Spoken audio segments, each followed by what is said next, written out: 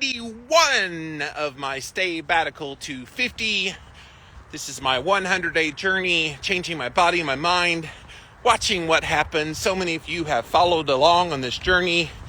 We are in the last days of this amazing journey I've been on, and I'm grateful for all of you who have stuck around watching me do these walk and talks. What's funny to me is on September 1st when I started this, I want to say the first walk I took, it was like in the 80s in the morning, like upper 70s, low 80s in the morning, and in the afternoon it was like mid 90s.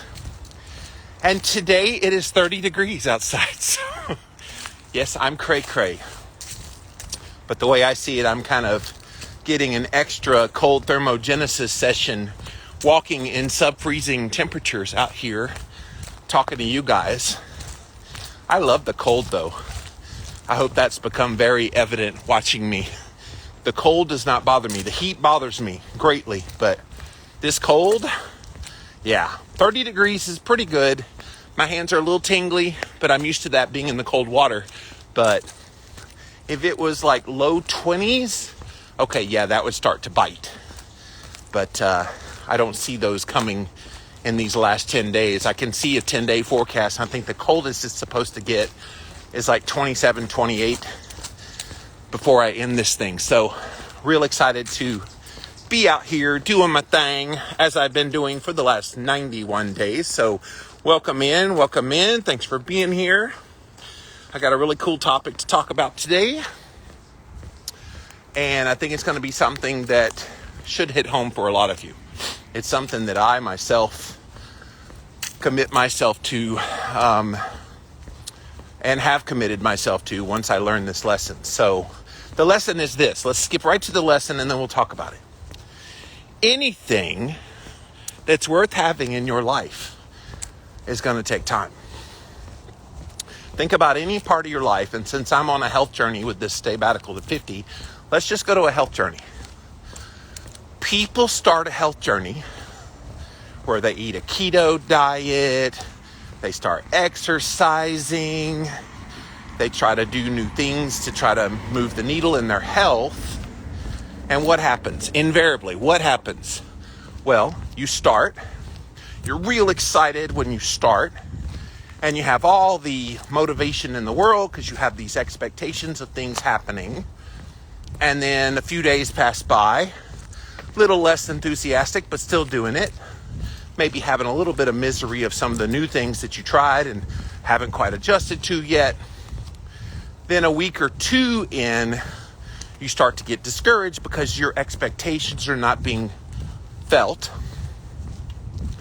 And then a month in, you quit because, oh my gosh, that wasn't worth it.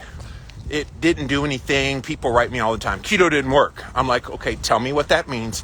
It was the worst 3 days of my life. And I'm going, 3 days? Really? That's all you did?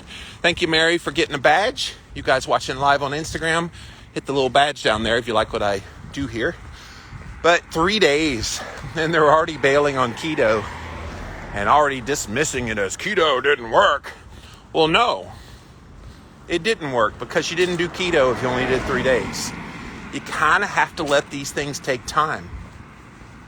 And I know some of you are going to come at me already. Oh, Jimmy, I've been working on this for years, decades. Nothing's ever moving. Did I just describe you? I think a lot of people have this notion in their mind that, well, I put in the time and yet I'm not seeing the response I want. To which I would argue back, okay, what are you looking at in terms of the response? Is it just weight loss? If it's just weight loss, that's probably your problem. But Jimmy, I want to lose weight. I have to lose weight. I'm so tired of the weight on my body. Are you alive? Are you breathing? Are you in better health despite still having weight on the body? Have you seen improvements in your blood markers, your triglycerides, your blood sugar, your insulin levels, your inflammation levels. Are things happening at all, or is your perception that nothing is happening predicated solely on what that scale is telling you? And I'm just tired. I've seen this song and dance over and over and over again for so long. And I think, how many people are going to waste their lives thinking they're doing nothing good for themselves when they change their diet and their habits? How many people are going to beat themselves up day after day, after week, after month, after year, after decade at all these things that they think they want and desire and have to have in order to be healthy? And sorry to be on such a rant about health, but this one's top of mind for me. They have all these things that, well, if I don't lose weight, I can't be healthy. Okay, fair enough. We know the weight on the body is not doing your body any good. But let's not throw the baby out with the bathwater and say that nothing is helping you. You just have to give it time. And sometimes time to process what's actually happening. That's a big thing too. Process that, no, the weight may not be coming off the way you want it to, but time to see blood sugar become normalized. I've talked to so many type 2 diabetics, you guys, who had A1Cs in the double digits. 11, 12, 13 A1C. And for those of you unfamiliar, that is a marker of your blood sugar over the past 3 months. And 11, 12, 13 is like astronomically high. Well into the 200-300s with your blood sugar. And those people go on a ketogenic diet. Most of them have obesity along with the diabetes, type 2 diabetes. And they go keto. And they lose a little weight, but maybe not all the weight. But what happens to their A1C? It goes from 13 to 8 to 6 to 5. And that's what you have to focus on, watching over time. And if this person only looked at the weight, which I know we have this big old monkey wrench that gets thrown into this, because what does society do? It judges you on how you look. Trust me, I know a thing or two about being judged by how I look. I don't give two fucks about that because I know who I am. I know my health. I'm out here doing the things. And if someone's actively engaged in their health, you better damn well not discourage those people. You better be lifting those people up and encouraging them. And for God's sake, no passive-aggressive language. You know, you could lose more weight if you just fill in the blank. I've gotten that kind of unsolicited advice for a decade and a half. And it's not helpful, so. But this topic isn't just about a health journey. Anything worth having takes time. Think about relationships in your life. Maybe you long to have someone as a lover. And a lot of times people get into love relationships or potentially love relationships, and they're ready to jump 2 feet in right away. And it doesn't work that way. I've talked to several female friends in my life, and they said one of the biggest mistakes they ever made was they didn't let relationships take time. They jumped in with their heart, and they didn't think through how to develop the relationship. And all of those jumping in too quickly became disasters for them. And so taking the time made it worth it when they're able to. The girl I'm currently talking to, she's been burned really bad jumping into things. So she made it clear up front, hey, I'm not going to jump into anything fast. I'm like, I don't blame you. You've been through some stuff in your life where that hurts you. So you take as much time as you want. I get it. Makes sense to me. And if something is worth having, anything in your life worth having, you let it take time. You let it develop. I think we have been conditioned by society to want things super fast.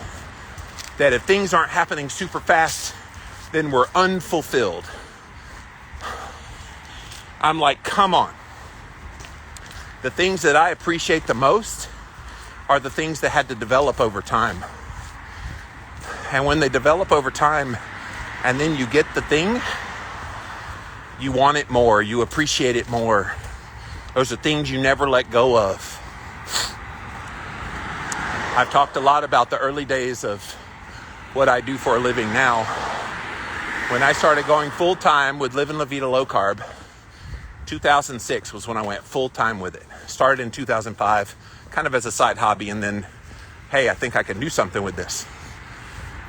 And 2006 to 2009, pretty much scraped by. Was not a pretty picture, financially speaking. But I had passion in my heart. I also had patience to do what I could to stay afloat while I was pursuing a dream.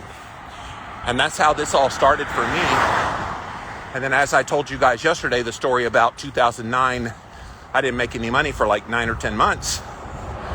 And that made it really tough to stick around. But then I did stick around. And I struggled for a couple more years trying to make this financially viable until it became financially viable and successful, and best-selling author and podcast sponsorships and all the things started coming in. But it was something that took time to develop.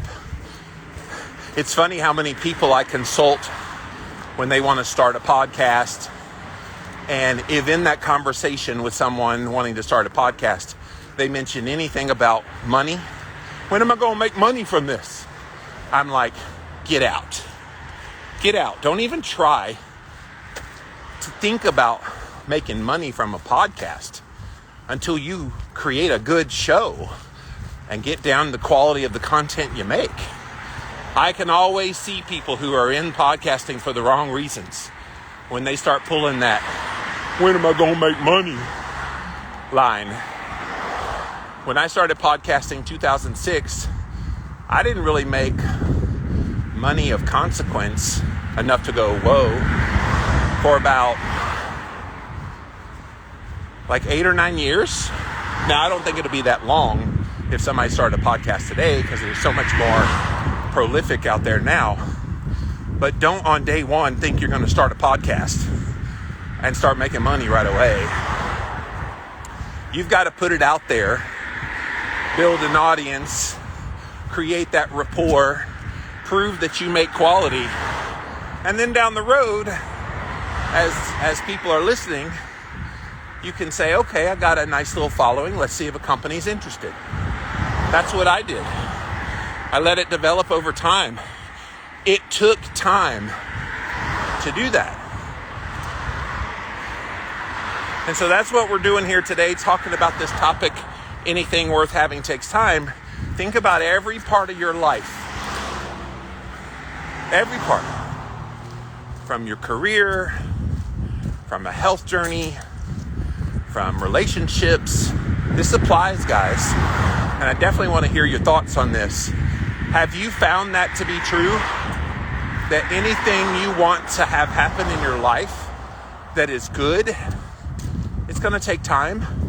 Or, and it's okay to admit this, are you one of those people who jumps at opportunities, but then that jumping also makes you expect that things are going to happen?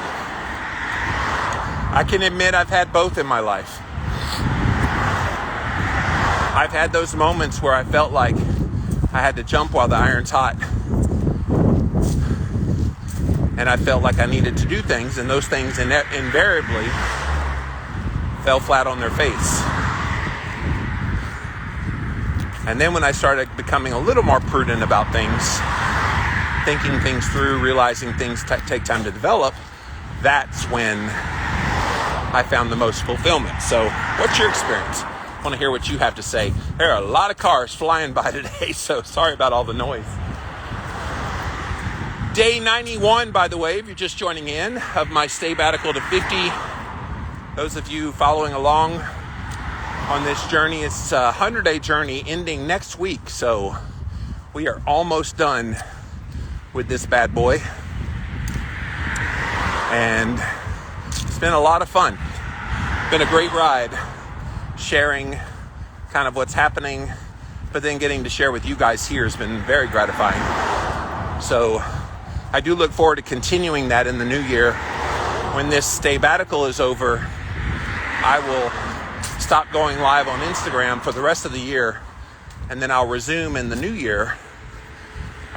We won't call it Staybattical to 50 anymore. We'll have some name for walk and talk. We'll call it something. And then I'll make a podcast with the best highlights from these walks. So look forward to sharing that with you guys. But let's get back to the topic at hand, because I definitely want to hear what you have to say. Anything worth having takes time. Is that something that you live by? Or are you a microwave society kind of person? And there's no right or wrong answer. I'm just curious what you do. All right, so let me scroll back to the top. See what you guys have to say. Good morning, Linda. Hello, Joyce. Thanks for being here. Sherry said, did I just describe you? LOL. Hey, look, I know a lot of people, they fall into this category where they jump into things really fast. Good morning, sir. Good morning. And so, I'm glad it's apropos. Mike says if you spend 50 years, hang on, there's a car.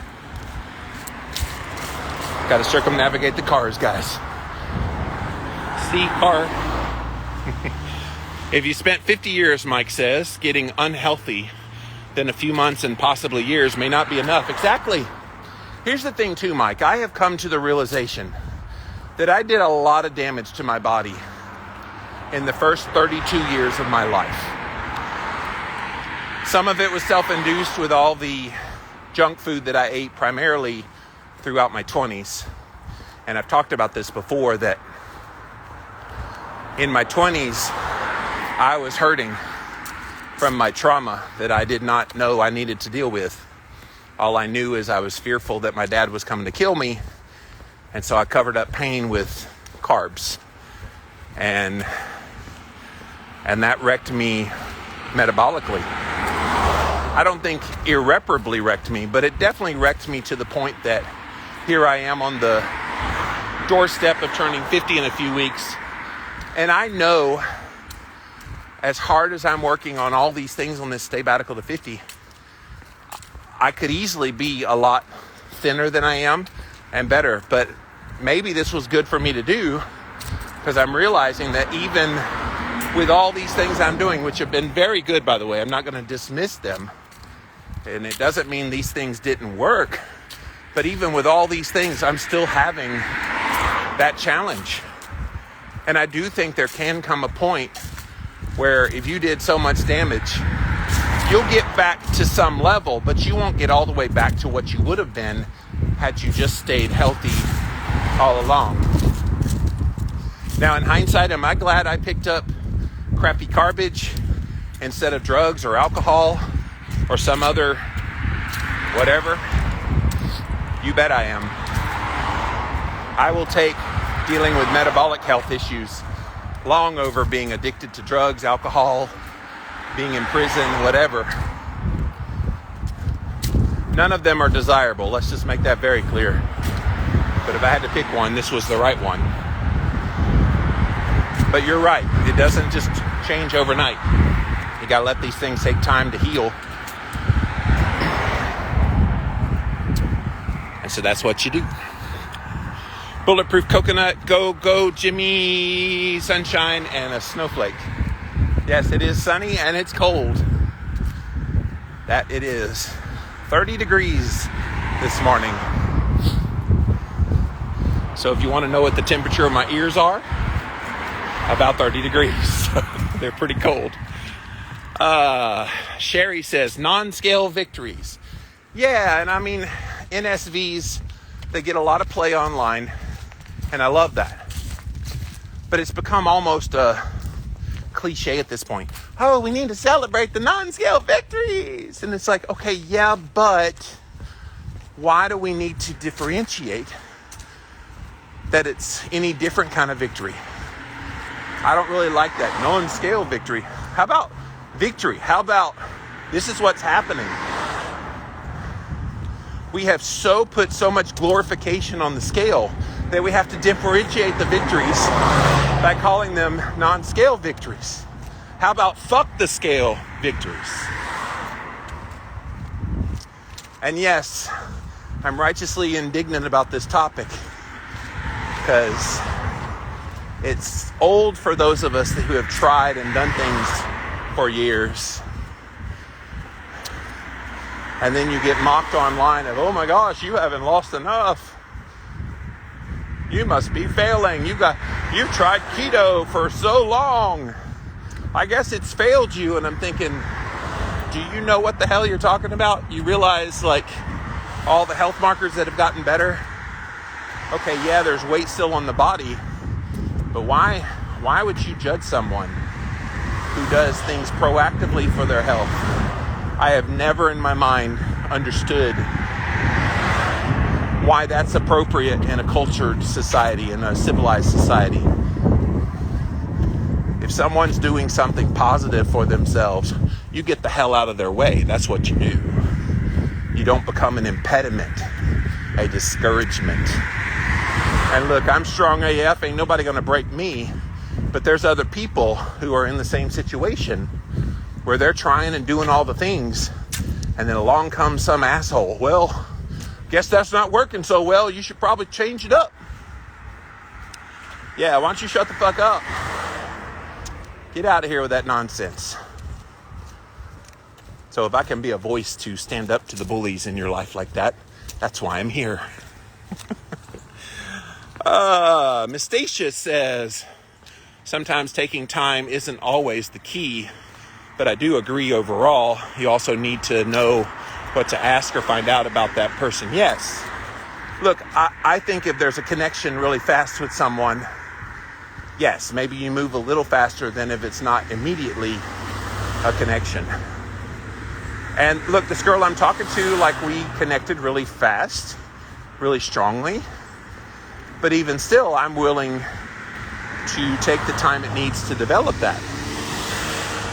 I'm not so naive to think that you can just jump right into it. Part of it is a little bit of my age. She's older too, younger than me, but older, and has been through some life. And so it would be easy to say, well, we're at the age where we kind of know what we're doing, and we may not need to take so much time, but yeah, still a little bit of time. But when you know, is what they say, right? Sherry says, if it's worth having your hard work, or you work hard for it, substantial faith and extreme effort. And belief in yourself, belief in the things that you know about yourself. This is what always gets me when people say, well, keto's not working for you. I'm like, oh yeah, you're an expert on Jimmy Moore. Tell me more about me. They shut up really fast. It's why I don't really take a lot of stock in what people online have to say. You just can't. They don't know you. They don't know every intricate part of you. They don't know the things that contributed to who you are and where you are in your life now. They don't know anything. So if someone doesn't have that knowledge, why would you give them any credence in your life? So I don't. Keep It Simple Style says, good morning, Jimmy.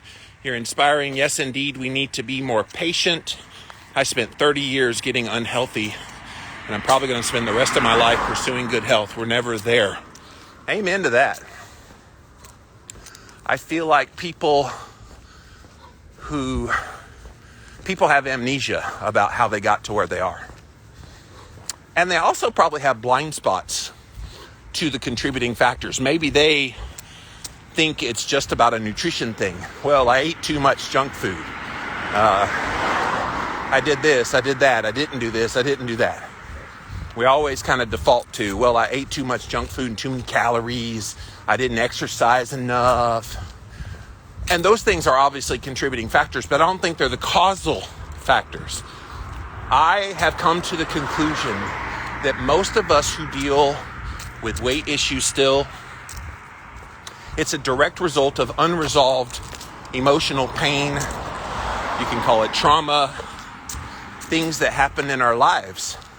Because the human body does not naturally gravitate towards these food-like disease agents known as Coca-Cola, Doritos, ding-dongs, ho-hos, Twinkies. We don't naturally want those things. We want those things for a dopamine hit because we're hurting, because we have things going on. And this is what happened to me in my 20s. All throughout my 20s, all I knew is I had an insatiable desire to feel better.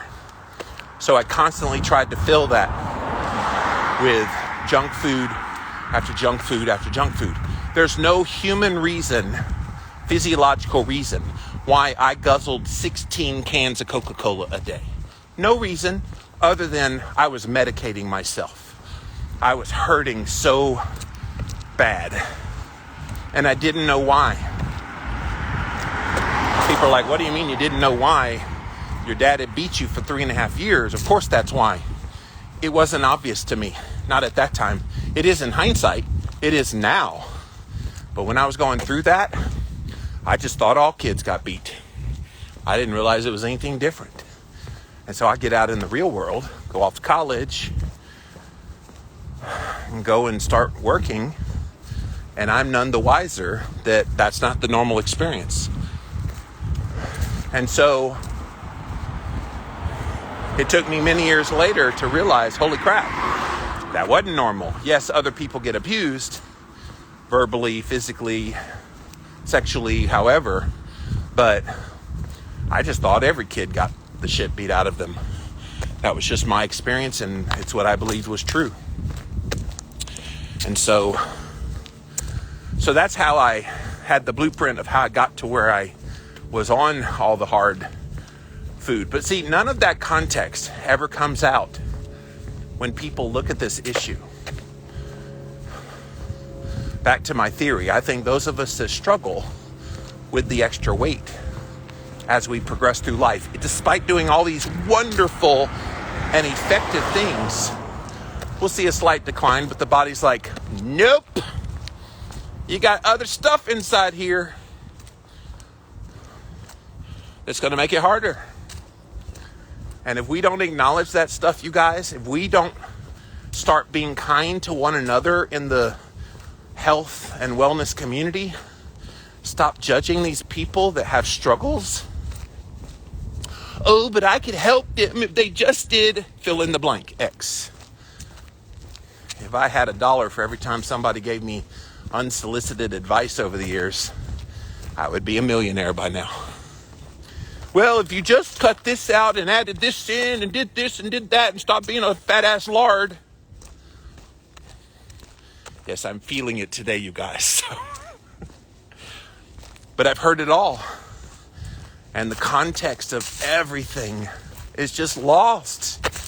It's lost.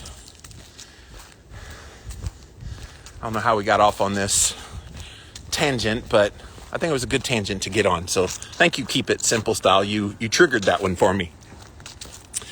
Sherry says, it takes the 3 P's, passion, patience, and perseverance. Yes, that does help when you're trying to pursue something. It takes time, and if it's worth it, it takes those things, passion, patience, perseverance. I love that. Bulletproof Coconut says, good things do take time. Losing weight, getting healthy, getting stronger. That's why we should enjoy the journey. I mean, look at that. I love that, Bulletproof. Yes, I see so many people going on keto or carnivore or some kind of health journey, And you can see the misery on their face. They're like beating themselves up along the way, mentally, physically. And you're just like, what are you doing? Like, I know it's going to be difficult, but you don't need to make it look like it's difficult. I think we can do things to soften the blow of how hard these things are, while still, putting in results, but then also enjoying the ride and realizing that, hey, I'm out here on a 4-mile walk every single morning, and I feel better from it.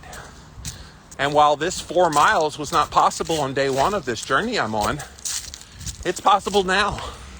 And not just possible, pleasurable. I enjoy this walk so much as I'm at the halfway mark, churning around. I enjoy this walk so much that I actually look forward to it. I was up around, 2:30 or 3 o'clock this morning. And I was like, all right, I've got about 4 or 5 hours before it's time to go walk. And I saw the temperature was going to be below freezing. And I was like, still going to go out there because I was so excited about it. Now, day one of this journey, September 1st, when I started the Staybattical, I was not excited to go walking. My back was hurting. My ankles were a little sore and twisty. What a difference a few months makes. What a difference kind of that stick-to-itiveness and letting time pass by makes. Because anything worth pursuing and having in your life is going to take time. You got to let it develop. So guys, if you did just join us, I am on day number 91 of my Staybattical to 50 100-day journey, coming to an end next week, you guys, where I've been doing all these series of biohacks, which I've talked about a million times. Go watch the old videos. Look up hashtag Staybattical to 50 on Facebook, Instagram, YouTube, or go to my website, livinglavitalow-carb.com/Staybattical, and you can see what this is all about. But one of the things I've enjoyed doing is bringing up mindset topics on these morning walk and talks as I walk this trail near my house here in Spartanburg, South Carolina. And so today's topic, anything worth having, takes time. Let's get back to your comments.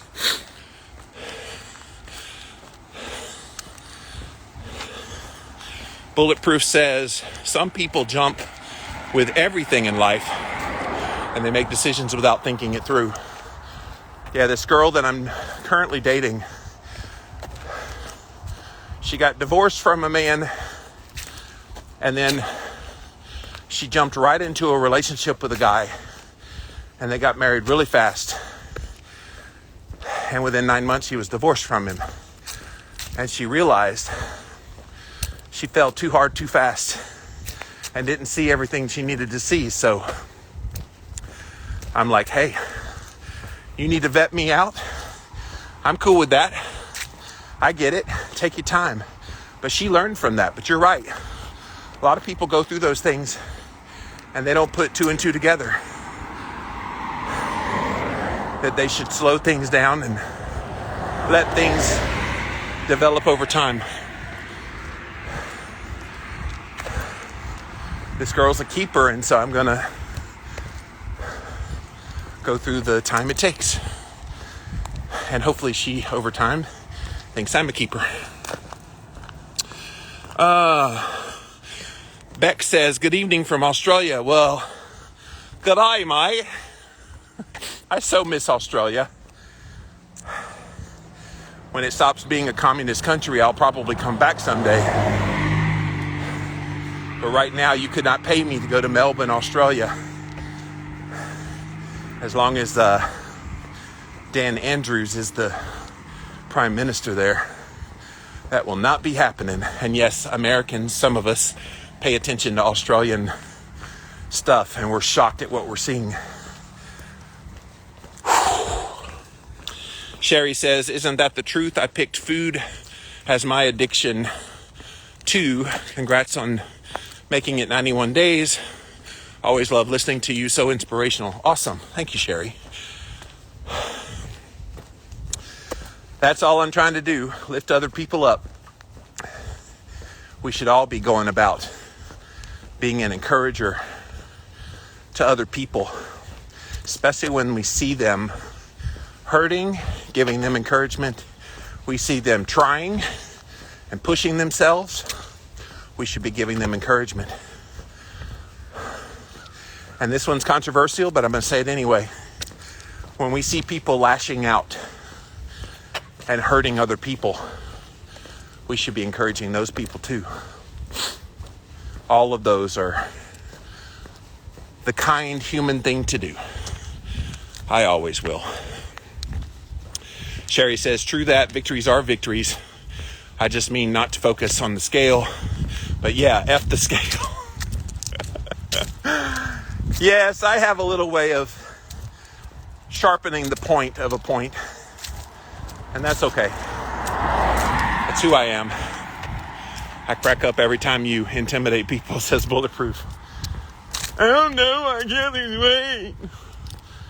It's so hard, you don't understand, Jimmy. Trust me, when I read emails or DMs and I see the whine in the writing, that's the voice I hear in my head. You just don't understand. Wah, wah. I've learned so much more messing up with food than those who didn't. This is because I journal about everything and learn from every lesson. That's true. I think about those people who've never had a weight problem. And so if you don't have weight on the body, you think you're okay. And you become a dietitian and tell people to eat quinoa and bean sprouts. Eat all the whole grains and legumes and fruits and vegetables. Avoid saturated fat. Avoid red meat because you will kill yourself. Look at me, I'm thin. And I eat all that junk. So you're right. You're right. Some people just don't understand. So in a way, it's a blessing if you have weight on the body or you deal with a health issue, because now you had to become an investigator of your own body to figure out a way to survive when you realize the bullshittery that was the diet advice you were previously believing. Whew. Soon you might get up at 3 a.m. to walk, says Bulletproof. No, I'm up at 3 a.m., but it's too dark out here. There's no street lights out here. I'm looking around. This would be pitch black at 3 a.m. And while I generally live in a safe town, even I'm not that stupid to be out here at 3 a.m. Plus, I like to see you guys. If I was out here at 3 a.m., I'd have two people. The girl from Australia would be on here, and somebody in the UK would be on, and that would be it. So no 3 a.m. walks. No. Kira says, if you think it's difficult, you have the luxury of not being as sick as I was. That's true. Exactly, Kira. Kira's been through hell and back. I recently interviewed her on the podcast. Quite the story, my dear. I'm a little jealous of those people. They just don't understand why I never have any cheat days. The only person you're cheating when you do that is yourself, because you know about the pain that comes with it, right? Sometimes it's not really having patience. It's just knowing that I have pain and sickness. Exactly. You got it. HD Now Ride says, becoming aware of the things that influence our well-being is critical to help us achieve our goals. Yes. When you know, you know. And when you know better, you do better, right? But if you don't know, you don't know. And you keep going down that same path. Here's the problem, too, with this topic today. Anything worth having takes time. There's some people that have given the standard nutrition advice. They've given it time. And they're like, oh my gosh, how much more time does it need? And meanwhile, they're declining in health and don't know why. So you're right, it does matter what the information is. Making sure that you have the right information is always going to be critical. Good morning. Keep It Simple Style says, I'm out walking with you right now, although I'm walking in the snow. Yeah, you're brave. We're pretty fortunate in South Carolina. We don't typically get snow before January. And even then, it's not guaranteed we'll have snow.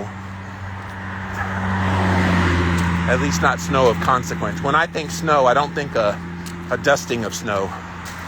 I think like 4 or 5 inches. That to me is snow. But people around here, they don't know how to drive in snow. We're more apt to have ice storms in the southern United States than we are snow. We used to have so many ice storms and trees in the yard that you would hear the ice way down the tree limbs and they would slam on top of the house. It sounded like bombs were going off. So we would lose power because of ice. So I bought a whole home generator about 4 or 5 years ago. And wouldn't you know, it's only come on twice. I'm like, all those ice storms, all those years, one year knocked out our power for 3 weeks and had no power for 3 weeks. That sucked. And I'm like, yeah, whole home generator, do your thing. And it hasn't had to do its thing, so that's the funny part. But I have it just in case. When the world apocalypse happens, I'll be ready. I'll have a little more power than most people. Bulletproof says, too many naive people think that what works for them is the way for everyone. Yeah. It's why all these skinny influencer types in the health and wellness community hold my beer until you show me pictures that you've dealt with obesity. It's one thing I loved about Drew Manning. If you guys don't know who Drew is, he's Fit to Fat to Fit on Instagram. And he was a personal trainer about 10 years ago.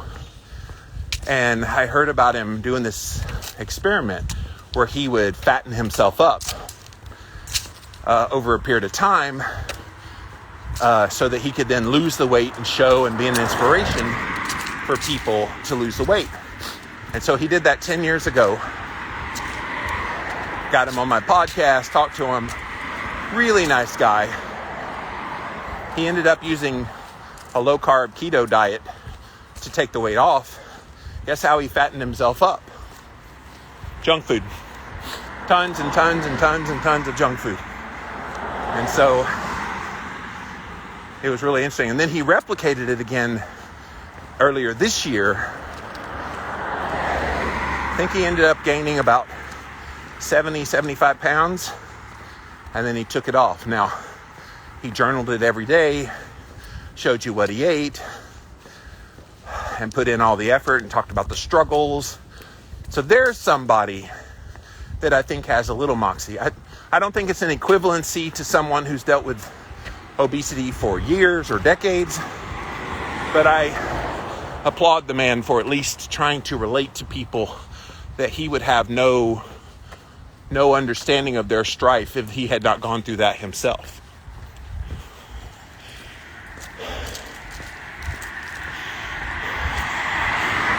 Kira says, I love my generac. It helps to protect my food. That's cool. Yeah, so if you lose power, generac's what I have as well. If you lose power, it kicks on within like 5-10 seconds. So I like it. Like it a lot. All right, guys. Day 91 of this Staybattical to 50. Rocking and rolling this, you guys. I have enjoyed this journey. It's been fun to do all the things. And I feel like if you're doing nothing at all, the only person you're robbing is yourself. You got to start the thing. You got to do the thing. You got to put in the effort. And yes, it will take time. It will take energy. It will take every ounce of your being to stay in the game. And if you get out of the game, that's not an option. Good morning. Good morning. So stay in the game. Never give up. Go rock it. Go do what you have to do. What are you doing to celebrate on day 100? I don't know yet, Kira. Obviously, it's a big deal. Who knows? To be determined. I don't think I'll do anything like crazy. You don't want to undo some of the good things that you've done during this Staybattical, Jimmy. No, I don't. But I don't know. We shall see. To be determined. So, all right, guys. As always, go check me out. Look up the hashtag Staybattical250 over on Facebook, Instagram, YouTube. Watch all the videos there. And you can also see it on my website, livinlavidalowcarb.com/Staybattical. And looks like you're all out of comments on this topic. Anything worth having takes time. So I'm going to sign off for now. Thanks for joining me. I've got about 15 more minutes on this walk. So appreciate you guys keeping me company for this long. And I'll be back again real soon. Bye, guys.